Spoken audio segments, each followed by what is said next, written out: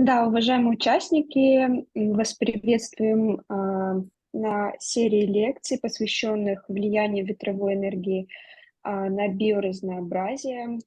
А, Мы приветствуем вас от АСБК, Казахстанской ассоциации сохранения биоразнообразия. Мы помогаем организовывать эту серию лекций специалистам геологической службы США Джилл Шафер и Тодду Кацнеру. И сейчас Тодд скажет вводное слово. Это вторая лекция у нас сейчас, и материалы первой лекции будут доступны по ссылкам в чате, а также дополнительное чтение. Свои вопросы вы сможете задавать в конце, либо можете написать в чат. И следующие лекции проходят приблизительно раз в 3 недели, и о следующих лекциях можно будет тоже увидеть по ссылкам информацию. Fantastic. Thank you, Aliona, and thank you all for coming and attending. Jill and I are pleased to continue this lecture series on wind-wildlife interactions. I am Todd Katzner, and together with Jill Schaefer, we work for the U.S. Geological Survey, and we've been organizing this effort. This is an effort that was proposed by the U.S. Embassy in Astana, and the U.S. Geological Survey has allowed Jill and myself to participate in this project. We really appreciate the support of ACBK, who is our partner in helping us to do this work. And also Chevron has provided translation for the project, and many other partners have participated in or are supporting the effort, including people like our speaker today, Amanda Hale, who are giving these lectures. So these lectures are designed to review background information, concepts, and techniques that reflect the state of the art in science, mitigation, and policy regarding wind-wildlife interactions in the USA. As wind energy grows in Central Asia and the world, these issues are obviously of growing importance. And so these lectures are designed to provide a basic background on study and assessment of wind-wildlife interactions, and maybe to give all of you some of the tools for these assessments. So there's 7 themes to these lectures. The first one, well, there was an introductory lecture that Jill and I did several weeks ago in Astana and Almaty. And then last lecture, a few weeks ago, we had a discussion of pre-construction surveys for birds. Today, Amanda Hale will present on pre-construction surveys for bats. And then in 2 weeks, we will have a lecture on post-construction surveys for birds and bats. And then following that, lectures on estimating detection rates, on mitigation, on regulatory and policy considerations, and on best management practices for wind-wildlife interactions. So our speaker today is Amanda Hale. Amanda is one of North America's leading experts on bats and wind energy. She has published extensively on the subject from many different perspectives. Amanda was until recently a professor of biology at Texas Christian University, and then she recently moved to West Incorporated, where she is a senior research biologist. Before I turn it over to Amanda, I just wanted to point out that Amanda will be taking questions at the end of the presentation. Anyone who wants, Russian or English speakers, please feel free to write questions in the chat. We will make sure that Amanda sees them. If you want to speak a question, just raise your hand in the Zoom, raise your digital hand, and we can call on you, and Yenlik at ISBK can unmute you so that you can speak. I think that's it. And so without further ado, Amanda, we are excited about your lecture. All right. Well, hello, everyone, and thank you for the invitation to be here to speak today. I've known Todd and Jill for quite some time, and as they know, that wind wildlife impacts is one of my favorite subjects. And so I'm happy to get up with early in the morning, my time, to share a little bit of background on bats and wind energy and how we can begin to understand what the impacts might be. So let me share my screen and we'll get going.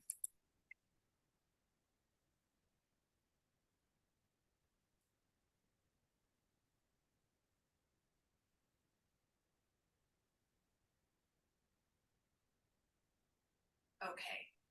Can everyone see the correct slideshow now? Now we can. Okay. Yes. Okay, great. All right. So hello again. My topic was to talk about pre-construction surveys for bats. But what I'd like to do is start off first by talking about impacts to bats.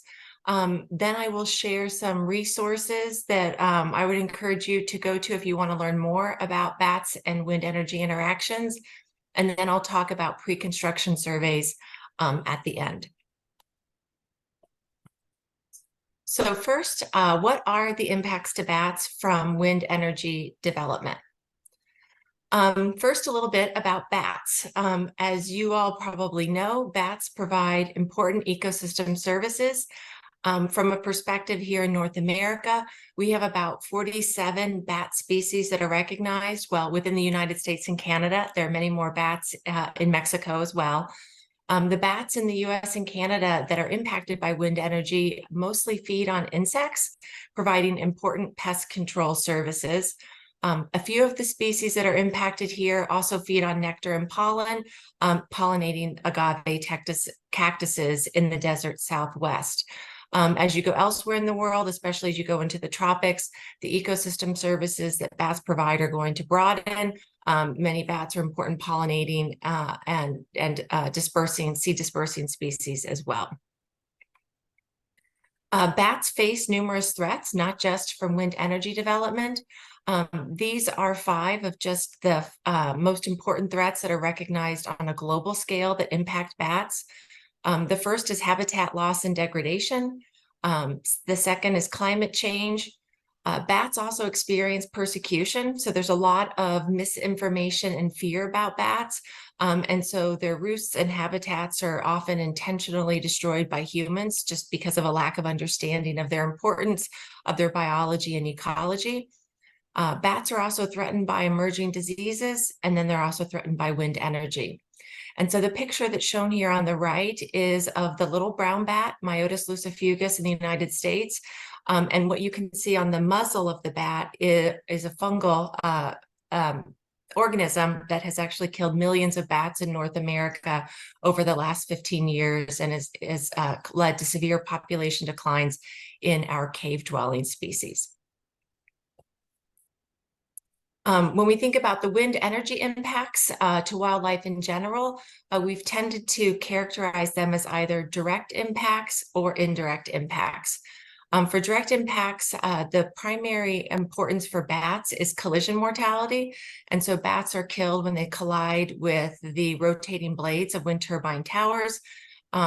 The indirect impacts are a little harder to study and are less well understood, but they include things like habitat loss and fragmentation, disruption of migratory paths, and displacement from otherwise suitable habitat. So if bats are averse to the noise that's created by wind turbines, for example, or if it interferes with their foraging behavior, they might actually lose effective foraging habitat just due to the presence of the wind turbines, even though the habitat around them is still suitable in other ways.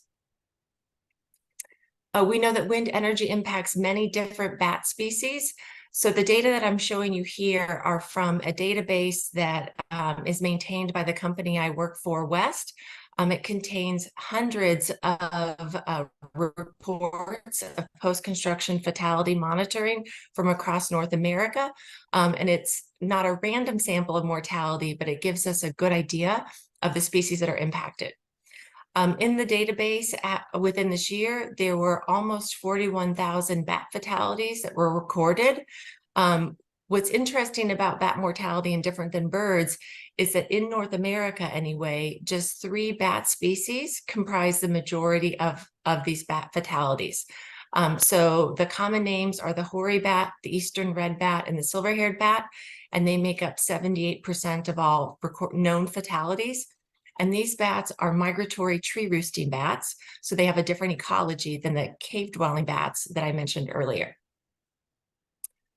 Those aren't the only bat species that are impacted, however. The ones that are highlighted in that brownish orange color, those are 4 species of bats that are currently listed as threatened or endangered in the United States. And these fatalities do occur, but they are less common. They are probably less common in part because these species are rare and their population sizes are probably much smaller. But we also think there's something different about their biology, and they're not interacting with wind turbines in the same way that these migratory tree roosting bats are.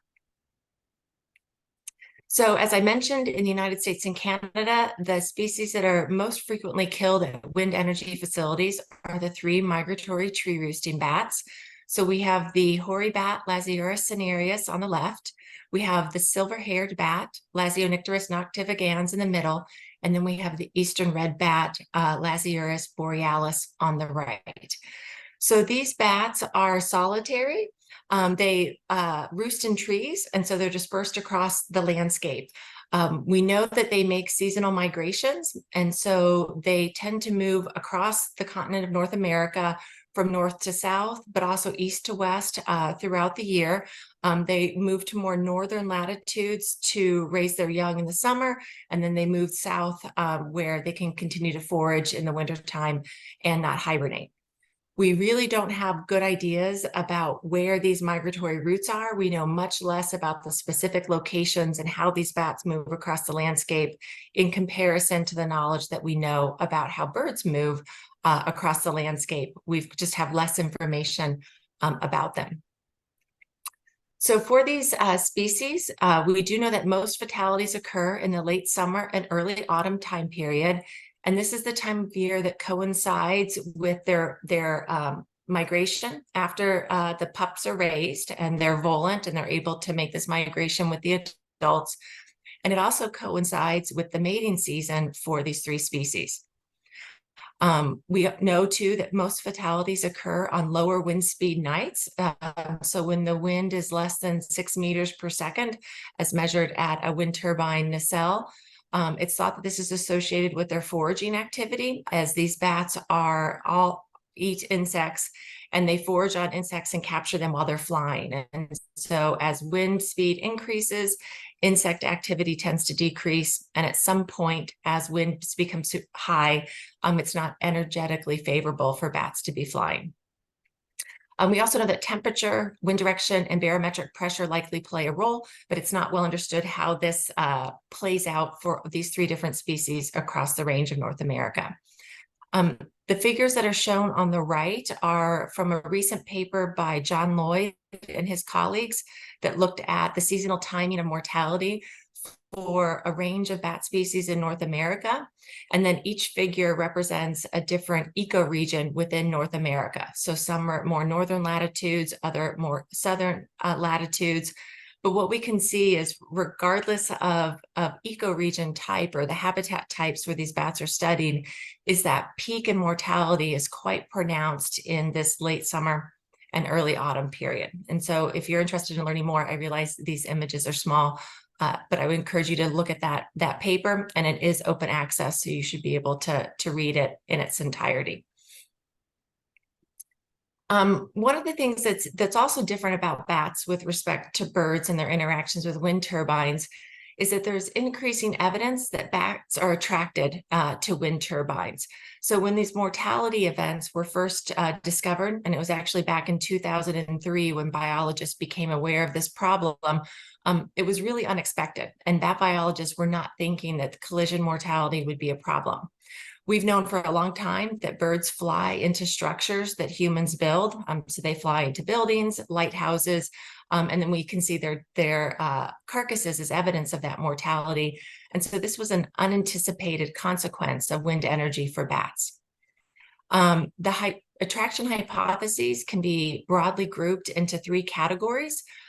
These ideas were originally organized by Cryan and Barclay in a paper they published in 2009.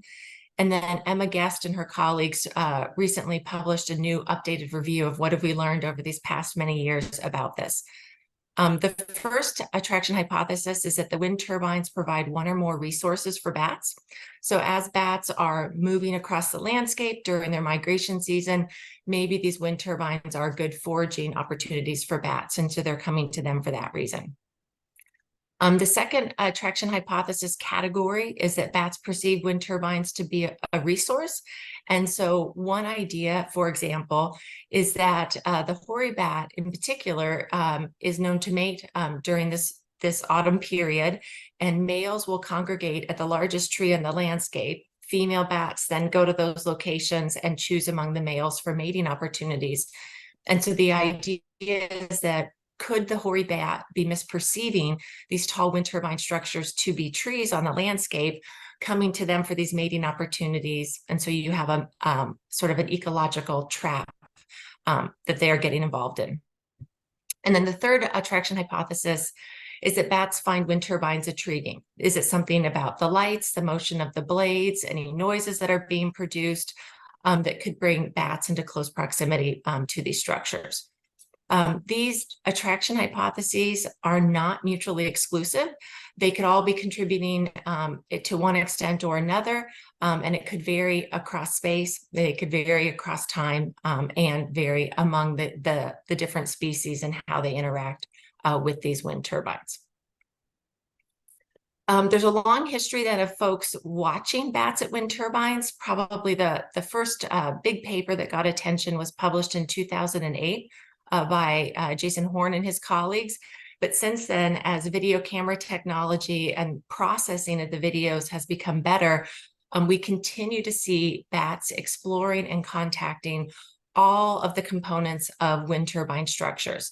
So they interact with the monopoles, so the solid column tower support that holds up the nacelle at the top. So the nacelle contains the important machinery of the wind turbine. It has the gearboxes inside, and the blades of the wind turbine are attached to that nacelle. So videos show bats touching all of these components, and they will investigate even stationary blades. The researchers who have studied these videos indicate that these flight patterns are consistent with how we see bats move when they're foraging for insects, how we see them move when they are investigating roosts, so places that they could hide up or hang up and rest at night between foraging bouts, or the same behavior they show when they go to find a roost at sunrise. These flight patterns are also consistent with what we see when bats are doing mating flights around tall trees, and even drinking behavior in terms of how they approach the smooth surfaces of these wind turbine towers. A recent paper published by Goldenberg et al. In 2020 took a close look at what bats are doing at wind turbines at one location in Colorado, in the United States.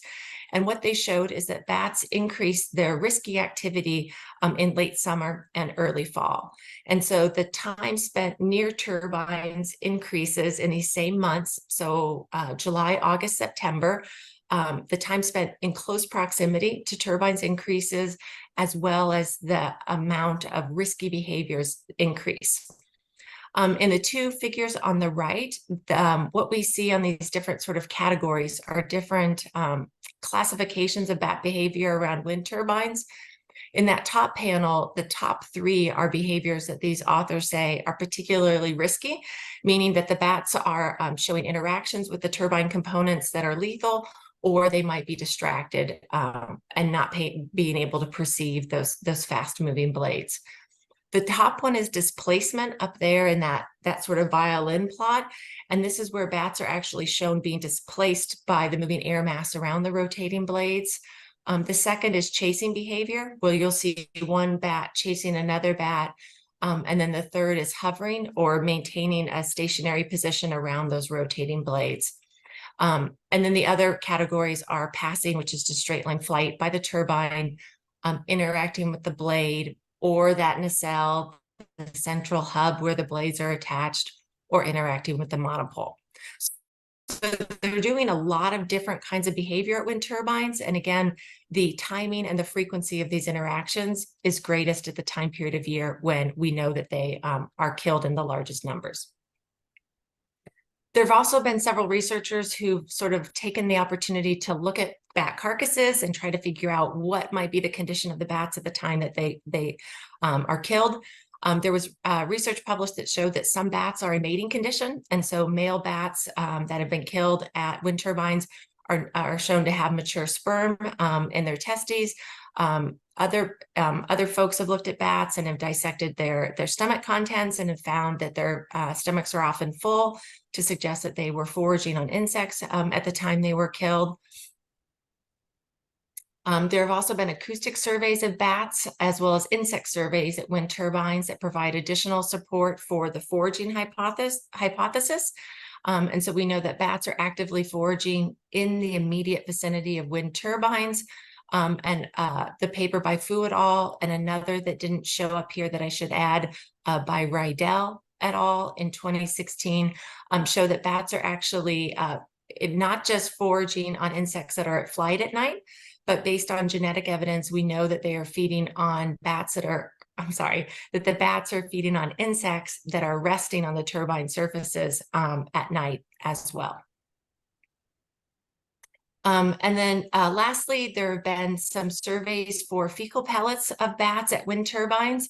And so what's shown in this picture here is a technician who is looking in all of those slats in the door of the turbine, also on the stairwell and around the base of the wind turbine tower.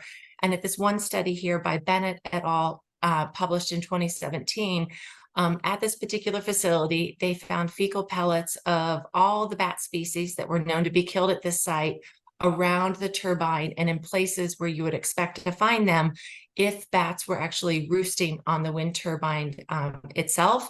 And we know from surveys is that bats can hang up on all these little cracks and crevices on these turbine towers.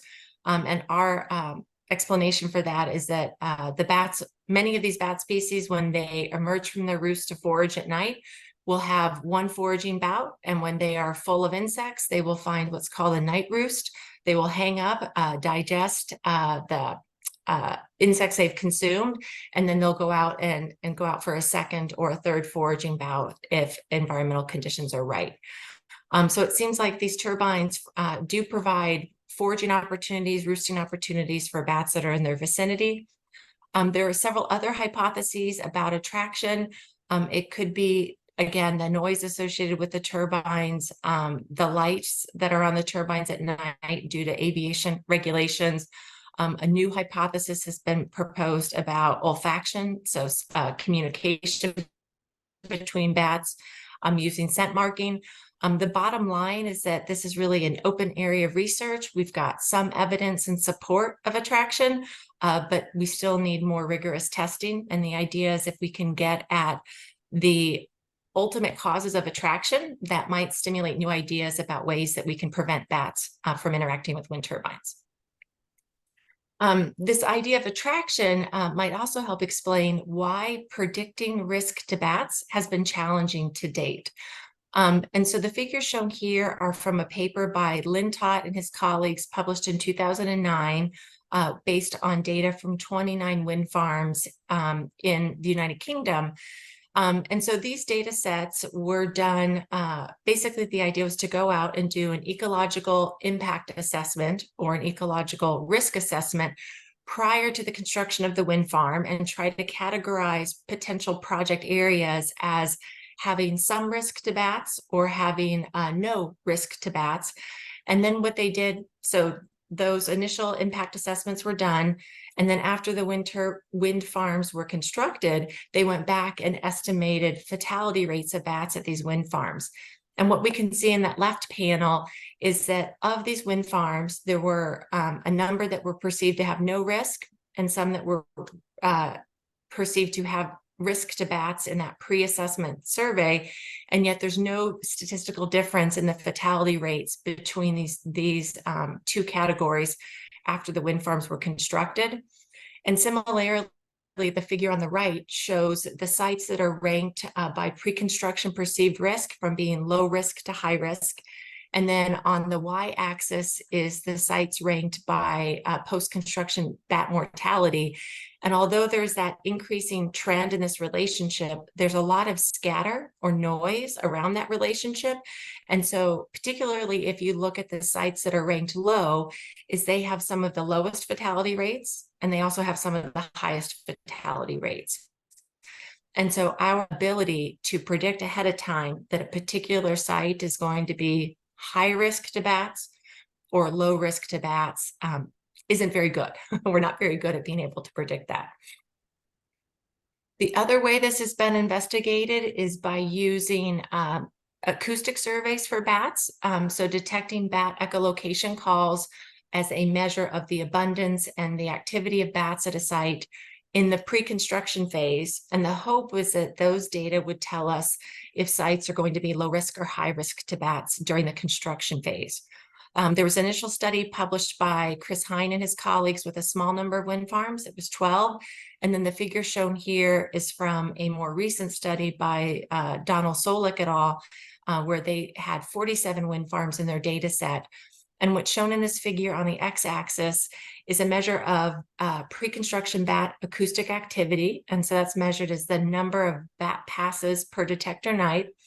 And what's shown on the y-axis is bat fatality, which is often shown as a metric of bats per megawatt. So that's installed like the rated capacity of a turbine over the study period.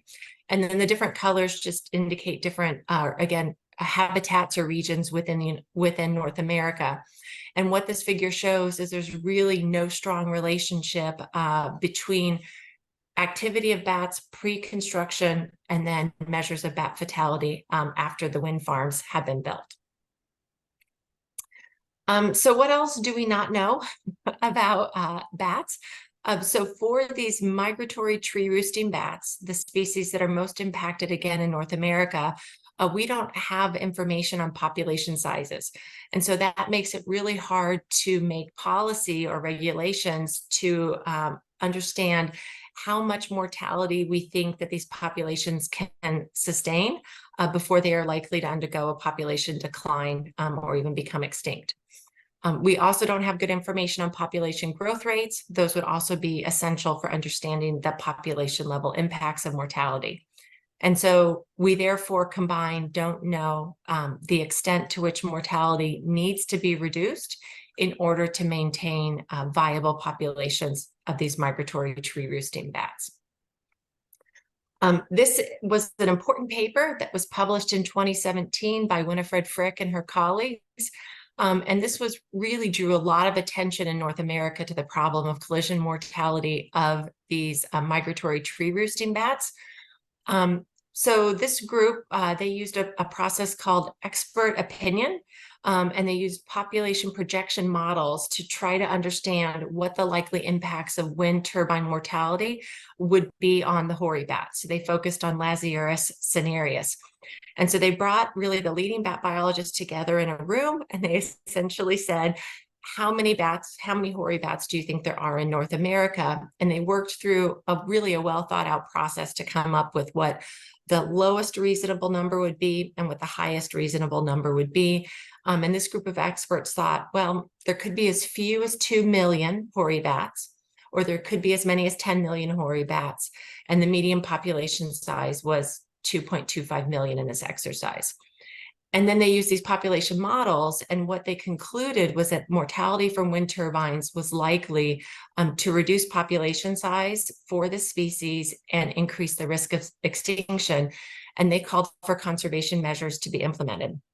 And I guess one thing that I should have mentioned at the beginning is that these 3 species of migratory tree bats have no protected or special status in the United States currently. And so we don't have a regulatory framework to sort of regulate the impacts from wind energy at this time. There was a second paper then published by Friedenberg and Frick as a follow-up in 2021, where they really took a closer look at the hoary bat and assessed how much fatality minimization really needs to happen in order to maintain this species. And essentially, this quote from the paper that's shown here says, is that this is really hard to do without knowing how many hoary bats there are. And so that represents a really important knowledge gap that we need to try to fill somehow in order to provide guidance on risk reduction measures for these migratory tree bats in general.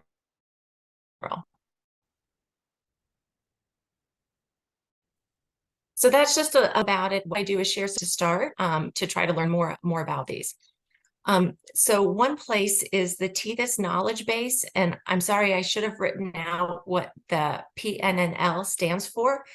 So TETHIS is hosted by the Pacific Northwest National Laboratory, and that's one of the national laboratories in the United States that does research.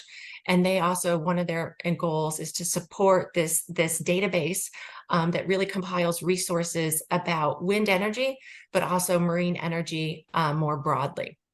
If you go to this website and you click on information about wind energy, I did this just a week or so ago, and there are 6,437 references that are available about the impacts of wind energy on wildlife.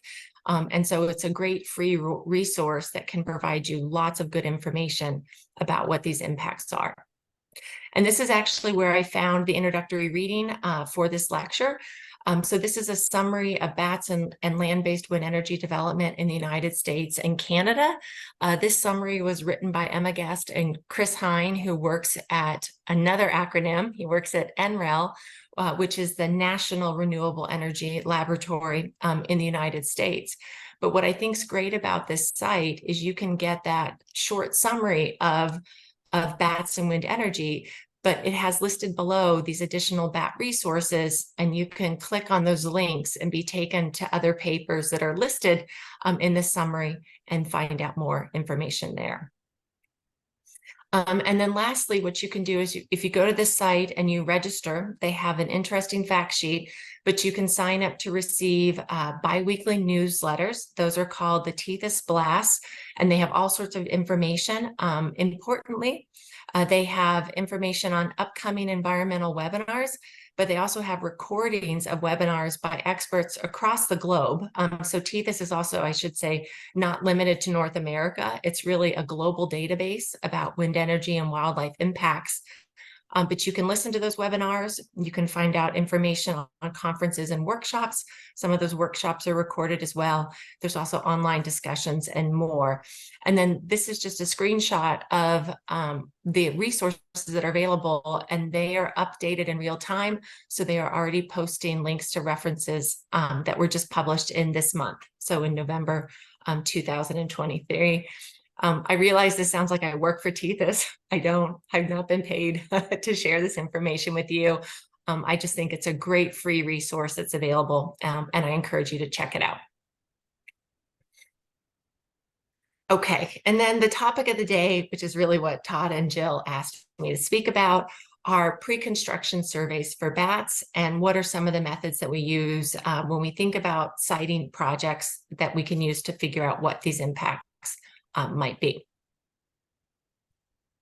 So really we have 2 tools or categories that are available to us, our management techniques to reduce impacts to bats during the pre-construction phase, so before a wind farm is even built.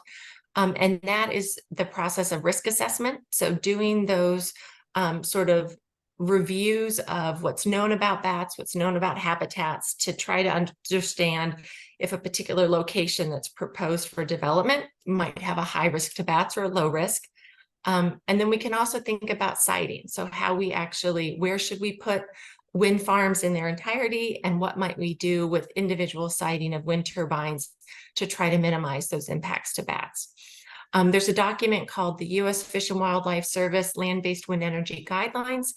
These are available through TESIS or through just a search of the internet. These were published in 2012, and they continue to provide an overarching framework of how we can understand and assessment to birds and bats in North America. In the United States, these are voluntary guidelines, so they're not required, but they really do provide an example of best management practices about how to do pre-construction surveys and what things to keep in mind. So as far as macro siting, thinking about at a wind farm level, where should these wind energy facilities go? The recommendations here are going to be very similar to the pre-construction surveys and processes that Alicia talked about in the lecture series before. These are really just best management guidelines. So one is there's a desire to avoid high-risk sites for species or habitats of special concern. Second, to avoid core areas for species at risk. And then third, to develop wind energy in disturbed landscapes. And so in North America, this picture shown here is a wind farm that has been built in an agricultural area. So corn is what's shown here in this picture is being grown. We also have a lot of soybeans in cultivation. And so the idea is this habitat has already been disturbed. It's no longer native grassland or prairie. And so co-locating wind farms in these sorts of ecosystems is often recommended to try to leave those special native habitats less disturbed and certainly not disturbed by wind farms. At the scale of an individual wind turbine, so this is sometimes called micro siting, where you might have a wind farm is going to go into a given area, and there might be some individual wind turbines that are thought to have higher risk to bats, and maybe those could be moved or not placed in those locations. So the recommendations for bats would be to avoid placing individual turbines near landscape features that are known to be important for bats or known resources for your target species. And so what we tend to think is that these migratory bats might follow ridge lines during their fall migratory periods. And so a suggestion could be to avoid putting wind turbines on these ridge lines. The challenge in doing that is that these ridge lines tend to have high wind resources, and so they are a site that's often desirable for wind energy developers because of the amount of power that can be generated there. In general, though, there are setbacks near wetlands. Wetlands are recognized as important foraging habitat for bats, but also important habitat for a whole variety of other wildlife species. And so you could imagine at a local scale moving turbines away from those areas. Or if there's an important maternity roost. So this picture here shows this old tree with some peeling bark and some dead sections. This tree is actually an important maternity roost for an endangered bat species in North America. And so there are setbacks, distances that turbines need to be away from these habitats in order to hopefully protect bats. The challenge with micrositing is its effectiveness is not well understood. We don't have good experimental studies to show what if you have turbines near these resources, what are those impacts? And then what if we move these turbines away? Are the impacts less? So they're really largely untested. And then depending on where you go, the recommended setback distances are going to vary. So one state might have one distance they want you to avoid these areas. Another state might require different distances, and they're largely biologists' best guesses, and we don't have a lot of empirical data to support them to show that they actually work. So what other types of surveys can be done? So if there's a site where bats might be impacted, the general approach is to go out and to do general bat acoustic activity. So all the bat species that are impacted, as I mentioned earlier, echolocate, and we can put out bat detectors that can capture these echolocation calls and allow researchers to study them.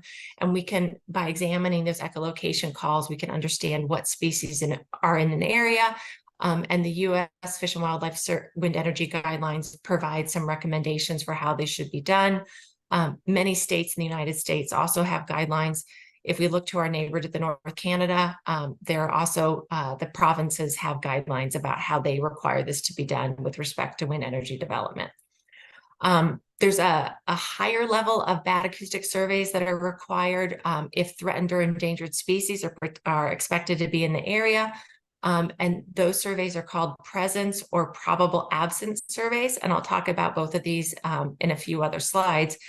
But it's essentially, if you go into a habitat and you record the presence of an endangered species, then you know it's there.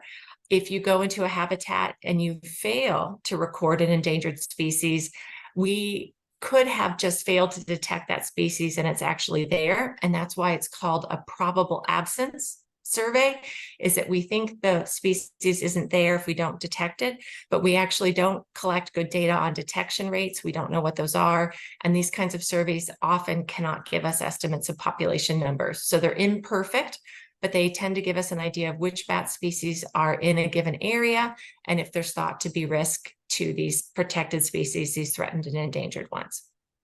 And then if you have threatened and endangered species, there's also usually detailed summer survey guidance about the steps that you need to take in order to look at identify maternity habitat and maternity roosts that are important for those bat populations. Some other surveys that are done, NA-BAT, I'll talk about on the next slide, but that's the North American Bat Monitoring Program.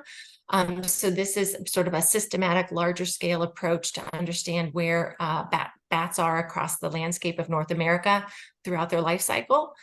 We can also go and look at feature evaluations and habitat assessments. So once an area has been identified, you can go in and walking, try to identify all of the habitat features that might provide roosts for bats in a given area. So this would be looking for peeling bark on trees for tree roosting species, looking for crevices and cliff faces for species that roost in rock faces of hillsides and that sort of thing. And then some surveys are much more research-based, where there's a definitive research question and a hypothesis that's going to be tested. Those are often done as well. Okay, so this is a slide about, again, that North American Bat Monitoring Program. I've got the website listed here, but the goal of this program is to really gather monitoring data to assess changes in bat populations, and they will accept and take data of all different kinds. Probably the most common data are mobile acoustic surveys for bats that are done along driving transects and acoustic surveys at stationary points.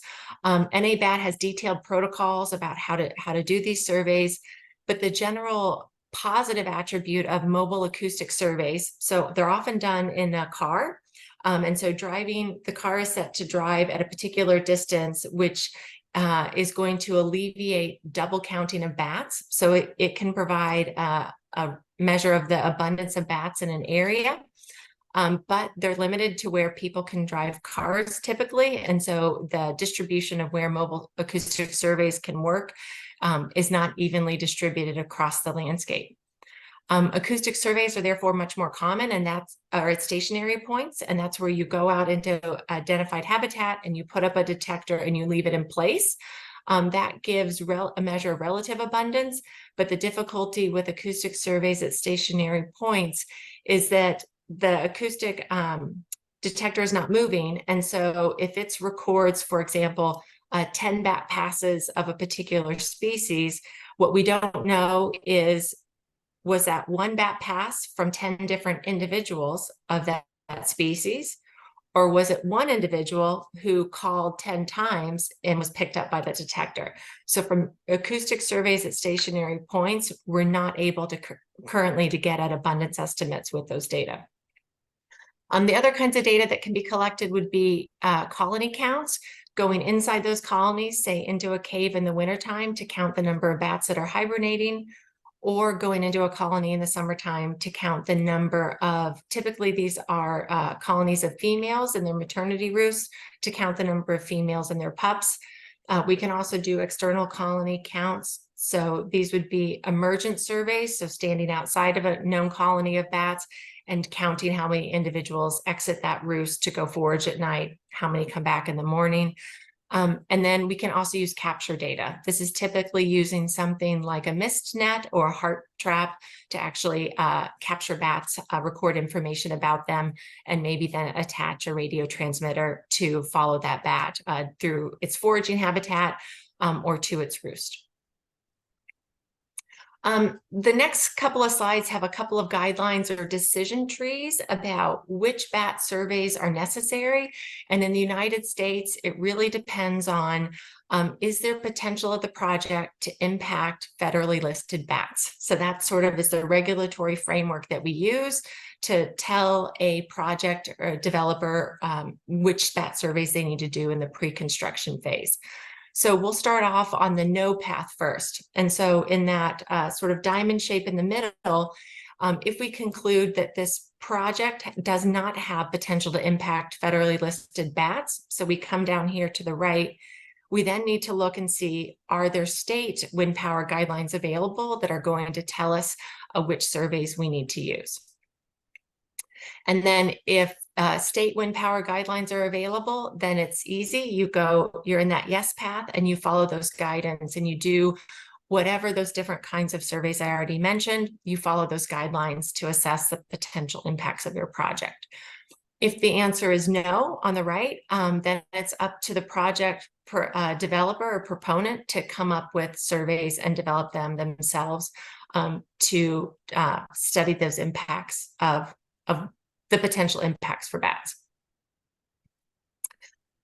This slide contains just some basic information about general acoustic bat survey types, this bat activity monitoring. So this is that level of monitoring that's just general, that often gives a project developer an idea of what bat species might be in the area. These details here are to provide you just an example of the level of detail that needs to be thought about or considered when designing a survey. It doesn't mean that the level of detail here is what needs to happen at any particular project in an area to do a good survey. But essentially, though, to do bat activity monitoring for wind energy development, there's a desire to figure out what bats are doing near the ground and also what bats might be doing at higher flights above, or higher altitudes above ground level, which is thought to be the zone of risk because that's where the wind turbine blades are going to be spinning. So often these designs require paired acoustic detectors where one detector can be positioned with one microphone 3 meters above ground, and then a long cable with another microphone mounted, for example, on a tower that's collecting meteorological data for the project developer, and that might be 45 meters above ground. And then they can be used to measure these bat passes. The focus is typically during the summer period when bats are roosting, and then in the late summer, early autumn periods when bats are migrating. This date range here just provides a range of the bat active season in many locations across North America. So sort of some of the advantages of this type of monitoring is that you can identify seasonal peaks in activity. So when bats are going to be more common or perhaps abundant in an area, this method is more likely to record common species. What's nice about it is it's fairly standardized, so you can get a measure of bat activity at a given project, and those data are relatively comparable to studies that have been done at other wind projects, and it's a recognized methodology that has credibility. This can be expensive to do and not necessarily capture all of the, and it can give you a good idea of the bat diversity in a given area. The other type of common acoustic sampling that's done is following the protocols by that North American bat monitoring system. This is a grid-based sampling effort, and so there's a grid that's been laid out over all of North America, and the idea is to do sort of systematic or probability-based sampling across this area. And detectors are strategically placed at known bat habitat features, so areas where they think that bats are going to be likely. The overall goals of this monitoring is really more of a longer time scale, and they bigger spatial scale perspective to look at spatial distribution patterns and then changes in patterns in bat populations over time. The sampling period is quite short compared to those general bat acoustic surveys. So for summer guidelines, for example, the recommendation is to put out detectors at just 4 quadrants in this large grid cell, and you'll sample data for just 1 to 4 nights during that summer period. So there's a lower cost associated with the sampling procedure. It's easy to deploy. All of the detectors are at ground level. You don't have to get them up high on a Met tower or some other structure. And it provides this larger comprehensive data that feeds into this broader bat population monitoring network. A con for it is that it's a shorter temporal coverage of monitoring, and so you likely can miss these important peaks in migratory activity, and so you don't get a good, doesn't provide a comprehensive picture of all of the bats that could be using that area during the bat active season. So those are the 2 different types of acoustic monitoring that's typically done in the United States during the pre-construction phase. So let's say now we're in this other category. This is this yes path. So a project proponent or developer is interested in building a wind farm in a location that has the potential to impact federally listed bat species here. They could be impacted during construction or during the operation of the wind farm. So we're going to go down that yes path. And so this is basically, if you think an endangered bat species could be present, there's a requirement to do initial project screening. And this is really done using data sets that are available and to be looking for identified habitat. Is there historical occurrence of the species in the area, to kind of do a general initial project screening. And then if it looks like there's the potential for this endangered bat to be there, then a thorough habitat assessment would be done at the project site. If the habitat assessment suggests that, yes, this endangered species could be there, the survey protocol moves into phase 2. And this would be basically the project proponent or developer would need to conduct summer presence, probable absence surveys during the bat active season, which again just tends to be from May 15th through August 15th, with the goal really looking at summer habitat use by endangered bats. It really does not include that fall or the autumn migratory season. The techniques that would tend to be used for these presence, probable absence surveys include acoustic monitoring for the bats. If the bats are detected, then the next step would be to set up mist nets to try to actually capture bats and get physical evidence that that endangered species is there. And then if bats are captured, to follow that up using radio telemetry study. So attaching radio transmitters. Typically the desire is to attach them to female bats instead of male bats in order to find maternity roosting sites for that species. These figures here on the right just show examples of some of the guidelines that are available in the United States for 2 of our endangered bats. The top one is the Indiana bat. The bottom one is for our northern long-eared bat.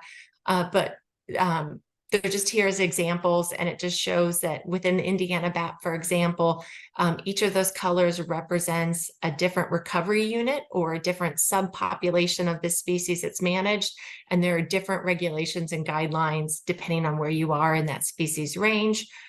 For the northern long-eared bat, it's not divided into those recovery units, and there's general recommendations that apply across that species range.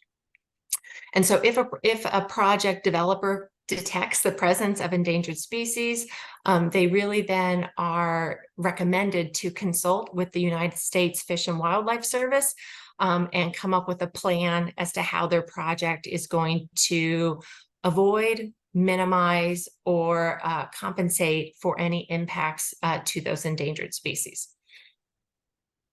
This is just showing a picture of what those bat acoustic surveys might be. And so in this case, it would be putting out an acoustic detector, which is shown here on the tripod, and then trying to detect the presence of the bat species of interest acoustically.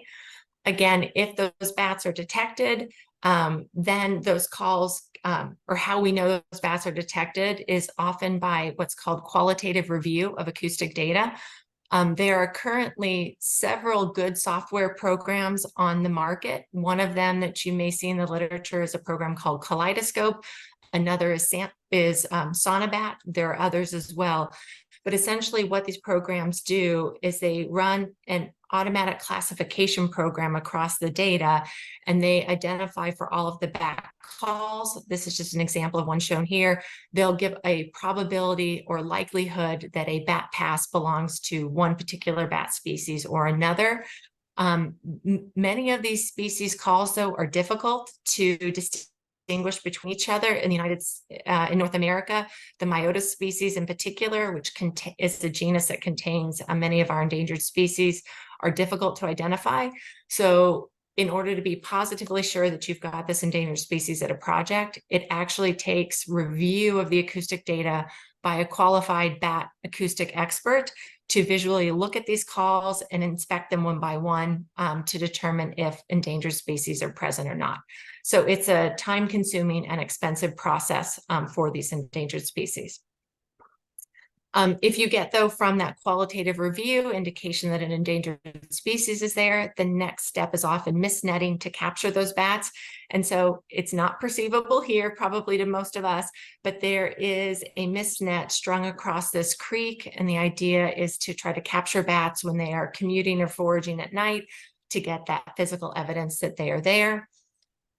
If a bat is captured, shown here, this female bat has a radio transmitter attached to her back, her back of the bat, and then she'll be followed over a period of days until she removes that radio transmitter through grooming to hopefully find a roost tree. And then those roost trees can be surveyed to see how many bats might be using it to get an idea of its relative importance. And so then in summary, I would just say that bat wind turbine collisions are a global problem. It's not something that's unique to North America, certainly. And as wind energy development continues to expand into new areas, there's the potential for new bat species to be impacted, but also new interactions between bats and wind turbines to be discovered that we don't know about.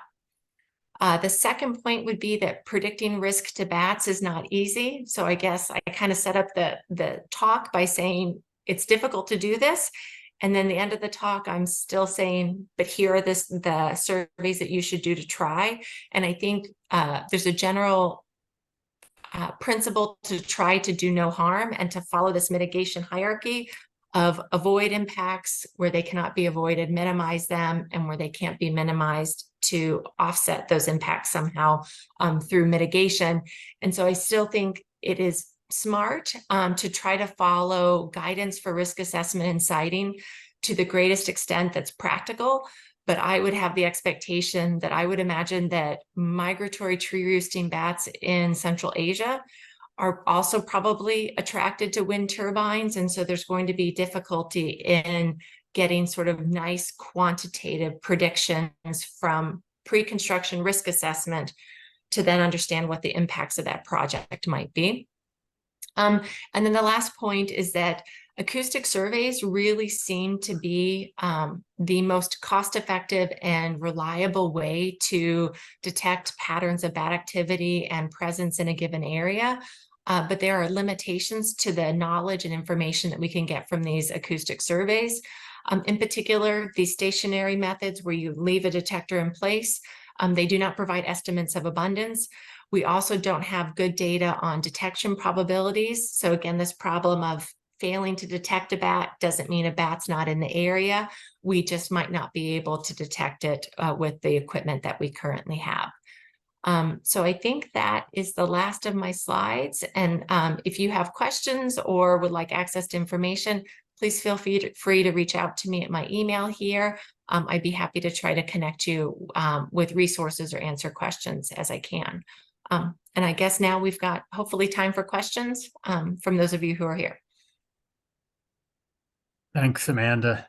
That was fantastic. And I think a really good summary for people. I've been working in Central Asia for many years, and I think we talk a lot about impacts to birds, but we don't talk so much about impacts to bats from wind energy in Central Asia. If people have questions, they should raise their hand, and Yen-Li can unmute you if you want to ask, or if you have questions, you can write them in the chat, and we can translate them for Amanda and she can answer.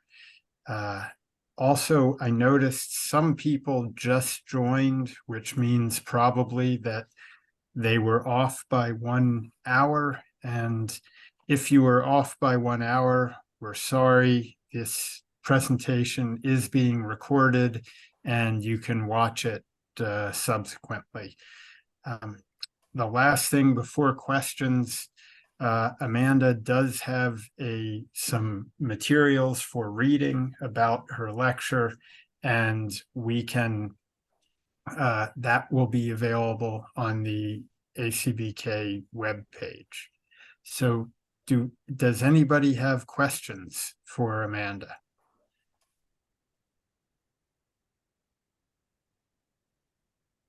Any questions at all? Alyona? Oh, Yen-Li, you need to unmute Alyona.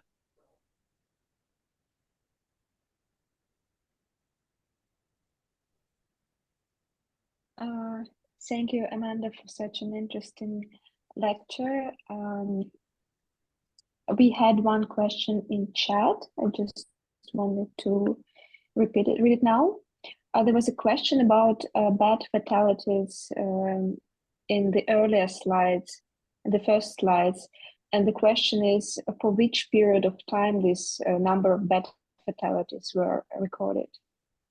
About 40,000. Mm-hmm. Yeah, that's a good question. I think it's over probably a 20-year period, but that only represents data from reports that are available in the company that I currently work for to be included in that summary. And it only includes data that are publicly available. So I guess I have two follow-up comments to that if I could. We do have some estimates of annual mortality that have been published from North America, and those estimates are a little dated now, but those references are included in the list of references for my talk. And the best estimate suggests that as of 2012, probably several 100,000 bats were killed in North America each year, or not North America, I'm sorry, in the United States and Canada. That was with the installed capacity in 2012. We now have doubled the amount of wind turbine on the landscape. And so a conservative estimate would be perhaps several 100,000, maybe even 300,000 to 400,000 bats are killed on an annual basis in North America. And then I would say a follow-up to that, and then I'll let Todd, his hand is up, is that there's a real problem with data sharing for bat mortality as well as bird mortality data. And so our inference about how many bats are killed is really limited by publicly available data. So for example, the companies that hire consultants to go out and estimate mortality, some companies choose to share those data publicly, other companies choose to not share those data. So we don't have a good statistical design to look at what is bat mortality across even the United States. I think that's a really important point. Just one of the reasons we wanted Amanda to talk is because in the USA, many of us think that risk to bats is much greater than risk to birds. And so we worry a lot about eagles and vultures and other raptors and even some small birds. But many of us also worry even more about bats because we don't see them when they die. They're small, they're hard to study, and there are many, many, many bats that are killed by by wind energy. Amanda, you have two questions in the English chat, and then a question, someone raised their hand. So Sure. Can you see the chat? I can see Anton's question. Yes. Which is, could you recommend the types, models of equipment used for acoustic surveys? For that first question, yes, there's a whole range of equipment that's out there. Some of the references I listed for the presentation contain details. I don't mean to endorse any particular company over another, but in general, bat detectors, there was an older style of detector. The Anabat was a common one that recorded call information in something that's called a zero crossing format. And it basically subsamples the data, so you can still see a bat call, but it's not all of the information in that acoustic, that vocal call that's made by that bat. Since Anabats, there's been this development of a whole bunch of other bat detectors. Peterson would be one. Wildlife Acoustics makes a song meter bat detector that's really commonly used in the United States. These newer detectors record in some. Uh-oh. I think we lost Amanda briefly. I will. Amanda, are you still there? Oh, you're back. Yeah, we can hear you now. Okay. I'm sorry. I don't know where you lost me, but there's basically two different kinds of detectors, some that subsample information in a form called zero crossing. There are other detectors that are include all of the information in the bat calls. They record in what's called full spectrum. That's where the industry is going. And there's, yes, and I'd be happy to follow up with recommendations on detectors and microphones. The second part of the question is, will measures to reduce risks and impacts on bats be considered in future lectures? And the answer is yes. Todd, I don't know if you want to say more about that. Our fifth lecture is on mitigation, and that will be mitigation for both birds and bats. So, yeah. And then Rebecca has a question. Yeah, thank you so much for the presentation. It was quite interesting. I'm calling in from Germany, actually. I'm from NABU, like the German BirdLife partner. And I was asking myself if you have information on how often these pre-construction surveys on beds leading to the conclusion there are no beds, and so we don't need any measures, because in Germany we have this like standardized methods. We don't do pre-construction surveys. We often, all the time, they have to shut down the turbines to certain times, and then they do this like post-construction surveys with the monitoring. So I was asking myself, are there times where the conclusion in the US would be, yeah, there are no beds and you don't have to do anything? That's a great question, Rebecca. So the United States, Germany, right, seems to be very organized in requirements for monitoring impacts to bats. And you're right, it must be monitored, and then those impacts must be lessened everywhere. The United States, with our system of federal government and then state control, our bats are not all regulated and protected, which is very different than the European Union. It's different than Germany. And so there are only requirements in the United States to do pre-construction surveys in places where it's thought that there's potential for endangered species. That is changing as more of our bats are being reviewed for endangered status, in part due to the white nose syndrome that I mentioned previously, but also wind energy impacts are of increasing concern for some of our bats. I think that there's no place that probably doesn't have some bats, even in the United States. It's just we don't have a strategic framework requiring that everywhere. There certainly, though, are places where impacts to bats are thought to be less. And so if you look at patterns of bat mortality in terms of numbers across North America, there are regions that seem to have higher abundance of bats and more bat diversity. And there are areas with lower abundance of bats and lower bat diversity. And there's a lot of variation in estimates of bat mortality across projects, across those regions. So I think there are places with less impacts to bats, but this attraction problem, I think, is if you go out in a cornfield and you survey for bats pre-construction, you don't find very many. You build the wind farm, you survey for bats, and there's a lot of them.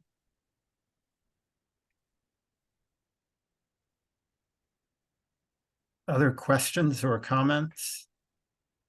Aliona, are there any in Russian?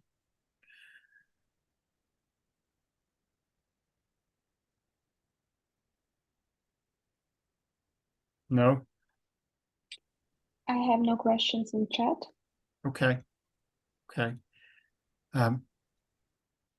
If there are no more questions, everyone please there is a survey that, oh, there's another question, but before we do that, there is a survey for all of the participants. We want to make these presentations better for all of you. So if you can do the survey, it will help us with future presentations. Amanda, there's a question.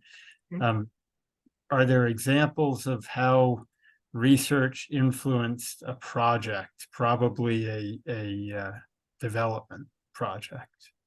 Yes, and I think the research probably, I think the question might be referring to pre-construction surveys and how that influenced the project. I think there are some examples where a project developer has decided to not pursue that project because of risks to endangered bats. But I think in most cases, we have a real tension with the need to develop and deploy renewable energy to meet decarbonization goals. But at the same time, there's a desire to protect these natural resources. And so I'd say what's more common than abandoning a project entirely is that a project developer in an area with the potential to have mortality of endangered bats, that project developer works in consultation with our United States Fish and Wildlife Service and comes up with something called a habitat conservation plan. And the developer has to articulate to lay out how they are going to minimize impacts to bats, and then what they're going to do if those can't all be minimized. And then in a combination with that habitat conservation plan, the developer applies for and often receives something called an incidental take permit. So they actually receive a permit to kill a limited number of endangered bats. And then it has real teeth in it in terms of they've got to monitor for those impacts. They have to put in place measures to minimize impacts. What's most commonly done to do that is to implement curtailment. And so that is changing how the wind turbines operate. And so for many land-based wind turbines, the rotor and the blades begin spinning quite quickly, and electricity is produced when wind speeds are 3 meters per second. To reduce impacts to bats, during this high-risk period, many projects will actually raise that cut-in speed, and they won't let those blades spin at high rotation until the wind speed is 5 meters per second, or for endangered bats, it's up close to 7 meters per second. And that's been shown to effectively reduce bat mortality.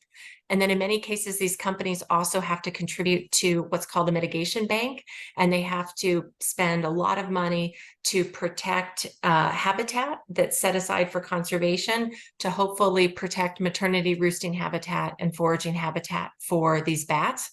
These permits and these habitat conservation plans are in place for the life of the project. And that means it's often a 30-year commitment by the developer to monitor for impacts, to minimize where possible, and where they can't avoid them, they need to mitigate them. Wonderful. Thank you, Amanda. There are more questions in the chat. I sort of feel like we should let people go if they want to go. I do want to remind people, please do the survey. It will help us a lot. The next lecture will be on post-construction surveys, and that will be the 28th of November in 2 weeks. We will be sending out invitations, reminders, again, just like this time. And post-construction surveys are obviously a big part of this. If people want to go, they should. Amanda, there was a question. Could you briefly describe how the boundaries of critical bat habitats are determined? And I think, well, do you have thoughts on that? Yeah, so for these endangered bats, and again, in the United States, we have non-representative samples. So our endangered bats tend to be our cave-dwelling bats, and we tend to have some idea of where important summer maternity habitat is, and we also have an idea of where the important hibernacula, the overwintering caves and roosts for these bats are. And so we can map those and then figure out the general migration pathway, and that's fairly well understood for those species. Those species are not impacted by wind energy to the extent that our migratory tree roosting bats are. For those bats, we do not know what their critical habitat is. Essentially, for the eastern red bat, the range of that bat is the eastern half of North America, and all of that could be important habitat. The hoary bat's range is all of the United States and Canada and some of Mexico. For those bats, they roost as individuals, solitary, in trees across the landscape. That's part of the problem, is that we don't know what their critical habitat actually is. Okay. Fantastic. Well, thank you everybody for participating. Sophia, our translator, thank you so much for sticking with this, for all of your help, and Leona and Yenlik as well. I think you've done a wonderful job organizing. Please feel free to send us emails. Amanda put her email in her slides, but you can contact ACBK and they can put you in touch with Jill or myself or Amanda if there are follow-up questions. And we look forward to seeing you all in 2 weeks. Thank you very much, Amanda. All right. Thank you, everyone. Take care. All right. Bye. Thank you.